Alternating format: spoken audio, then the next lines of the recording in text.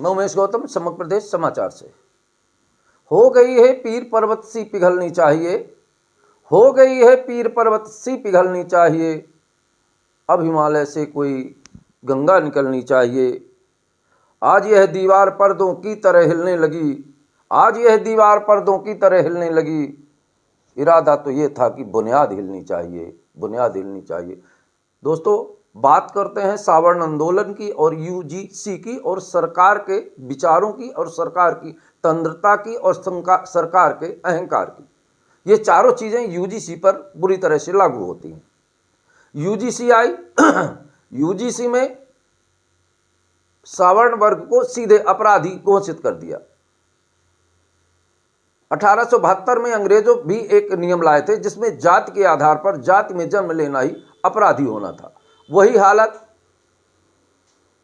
Bharatiya Janata party की सरकार नरेंद्र दामोदर दास मोदी ले आए हैं यूजीसी के नाम। यह है कि क्या सवर्ण आंदोलन सफल हो रहा है, क्या सवर्ण आंदोलन को सरकार सीरियस ले रही है, या सवर्ण आंदोलन को सरकार देख रही है, या सवर्णों की बात को सुनने को तैयार है सरकार? तो मैं कहूँगा बिल्कुल नहीं। इतने आंदोलन हुए, इतने विवाद हुए, इतनी झंझटें हुई, उसकी वजह से आज तक सरकार की तरफ से एक भी कोई भी संदेश नहीं आया, ना ही सरकार इस विषय पर चर्चा करना चाहती। भला हो कोर्ट का, न्यायालय का, जिसने इस पर रोक लगाकर देश के अंदर होने वाले आपसी विवाद को, झगड़े को, मारपीट को रोकने का प्रयास किया। और उसने ये समझा कि जातीयता का दंश झेल रहा भारत निश्चित तौर पर गृह युद्ध के बीच में खड़ा कर दिया गया है। पर सवाल कुछ और खड़े होते हैं और उन सवालों पर हमें ध्यान देना होगा।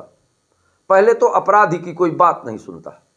सरकार ने सीधे तौर पे मान लिया है कि सवर्ण अपराधी हैं और अपराधी की बात तो केवल कोर्ट में सुनी जाती है, और हुआ भी वही। कोर्ट ने इसको संज्ञान में लिया।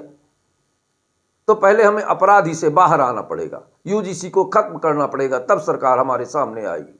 अब दूसरी जो सबसे अहम बात है, सवर्ण समाज के सांसद और सवर्ण समाज के नेता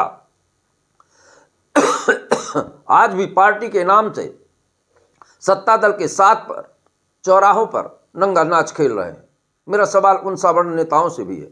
ऐसे नेता जो पार्टी और दल के नाम पर जाकर सरकार के पक्ष में नंगा नाच कर रहे हैं, ऐसे लोगों को अपने आंदोलन में शामिल ना करें और खड़े होकर इनसे सवाल करें कि आप सवर्ण हैं कि पार्टी के नेता हैं, और क्या आपके बच्चे नहीं हैं, और आपके बच्चे होंगे तो कहां पढ़ेंगे? जब तक सवर्ण अपनी ताकत को नहीं समझेगा, सवर्ण सोया हुआ है। और सवर्ण को एक बात, अपना हक मांगने के लिए सबको अधिकार है। भारत एक लोकतांत्रिक देश है और भारत देश में सबको अपनी बात रखने का अधिकार है, पर संवैधानिक तरीके से। अगर लोकतंत्र में कहा जाए तो सबसे अच्छा आंदोलन अहिंसात्मक आंदोलन होता है। हिंसा से दूर बचना चाहिए, पर एक बात का ख्याल रखना चाहिए कि आपको अगर अपनी विजय प्राप्त करना है तो कुछ चीज़ों को ध्यान देना पड़ेगा। पहली बात तो एक किस्सा सुनाता हूँ। एक जंगल था, जंगल में घोड़ पे लदी कुल्हाड़ियाँ आ रही थी। सारे पेड़ खुद कट कट कर गिरने लगे और कहा कि जब एक कुल्हाड़ी आती है तो जंगल साफ कर देती है, आज तो कुल्हाड़ियों का अंबार लगा हुआ है। एक बुजुर्ग पेड़ ने कहा, डरने की बात नहीं है, अगर अपनी जात इस कुल्हाड़ी में नहीं है तो हमारा ये कुछ नहीं उखाड़ सकती। और वही हुआ भी।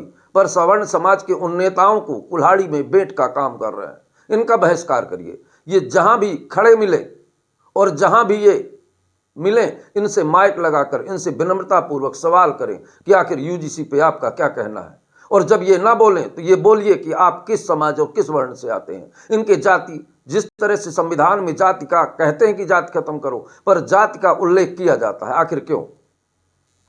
सरकार अगर जाति प्रथा को खत्म करनी जाती है तो संविधान से सबसे पहले जाति खत्म करे, क्योंकि जैसा राजा होता है वैसी प्रजा मानने लगती है। और राज सत्ता पे बैठा नेता जिस तरह से माहौल क्रिएट करता है देश में, उसी तरह का माहौल हो जाता है। तो राजनीति के अनुसार पहले तो सत्ता से ही जाति प्रथा खत्म करना चाहिए। ना कोई किसी के सामने जाति रखे, ना किसी जाति को आरक्षण हो। सब अपने दमखम पर देश के विकास में अपनी सहभागिता उपस्थित दर्ज कराएं। पर सवाल यहाँ ये नहीं है। एक तरफ तो यह है कि हम जात के आधार पर हर सुविधा और सब चीज़ का ख्याल रखेंगे, दूसरी तरफ अगर कोई जात की बात करेगा तो उसे जात के नाम पर भी फंसा दिया जाएगा। ये लोकतंत्र है और लोकतंत्र में सबको समानता का अधिकार है। हमारे लोकतंत्र के विभिन्न अनुच्छेदों में इस तरह की शर्तें दर्ज हैं जिसके आधार पर सबको समानता का अधिकार है। पर जो कहते हैं हम लोकतंत्र के रखवाले हैं, वही लोकतंत्र को छिन्न भिन्न कर रहे हैं।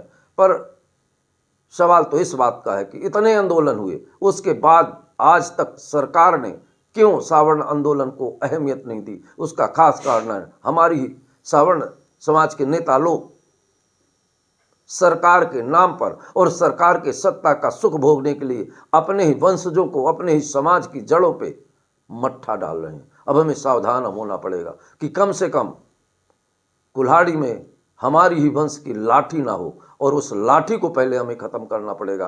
तब हम अपने अधिकारों को और अपराध जगत से बाहर होना पड़ेगा। हमें ऐसे नेताओं का बहिष्कार करना पड़ेगा जो चुनाव आता है तो जाति और धर्म के नाम पर हमसे वोट और पद के लिए, सत्ता में आने के लिए हमें उकसाते हैं और आपसी द्वंद्व फैलाते हैं। और मैं एक बात उन दलित भाइयों, गरीबों, ओबीसी के लोगों से कहना चाहूँगा, आप अपने मन से बताइए कहाँ आपका शोषण किया। हजारों वर्ष पहले की घटना को आज उल्लेखित करके, और फिर किसने किया। और एक बात तो और है, सच बात तो यह है कि आदिवासी और दलित की जो बात करते हैं, इनका शोषण इनकी ही समाज के लोग करते हैं। जो बड़े बड़े और उच्च धनपत लोग हैं, आरक्षण पर उन्हीं का कब्जा है। नहीं तो 75 साल होने के बाद जीरो की लाइन में खड़ा आदिवासी, गरीब, दलित आज भी उसी कंडीशन में है। अगर एक सर्वे कराया जाए कि इनका आरक्षण का लाभ किस समाज ने लिया और कितने लोगों ने लिया, तो ये आंकड़े स्पष्ट हो जाएंगे। तब सरकार सही तरीके से निर्णय ले पाएगी। दोस्तों नमस्कार।